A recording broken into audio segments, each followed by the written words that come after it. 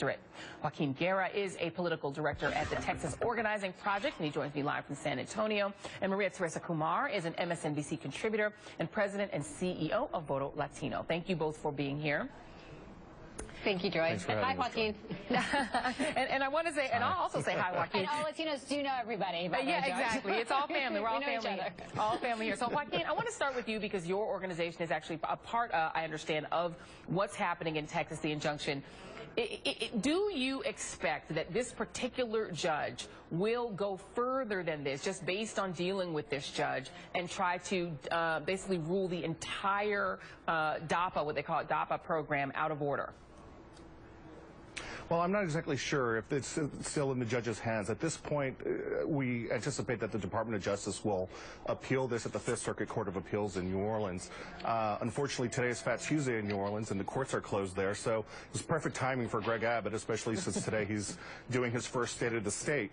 What I do know is that this is only a temporary setback for those of us in the immigrant rights movement and immigrant families who have been fighting for years to bring apart this victory that President Obama's executive order is a victory for immigrant families. What is a shame is that Greg Abbott, yes. No. Is it, I'm going to let you finish, but is it a temporary setback? Because you have in this order both people who are over 30 who themselves could be subject to get this relief, but also American citizen children whose parents were actually potentially going to get relief. Isn't this going to make people afraid to apply even after this court process is over? Because wasn't that a problem before?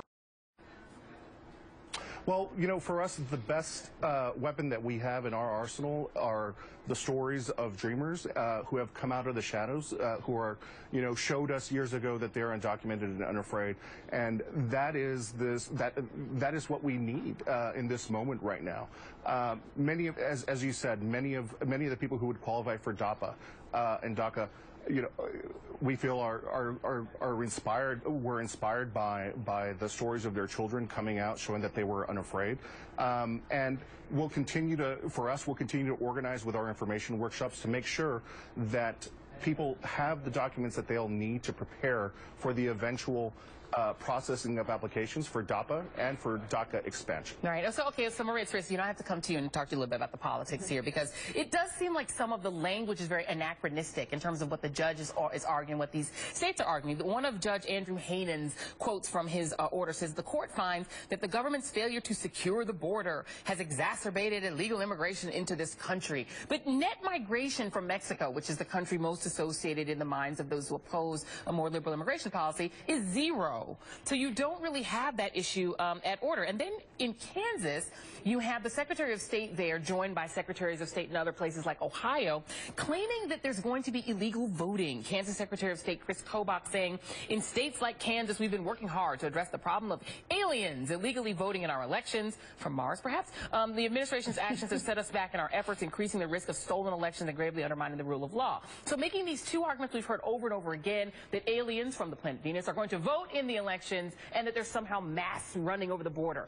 Well, it's so clear to me, Joy, that this is very partisan, and unfortunately the judge is not ruling actually by the rule of law, but he's actually taking extreme Republican sound bites, which I think is not only it's actually ruining the opportunity to have a real discussion on immigration reform.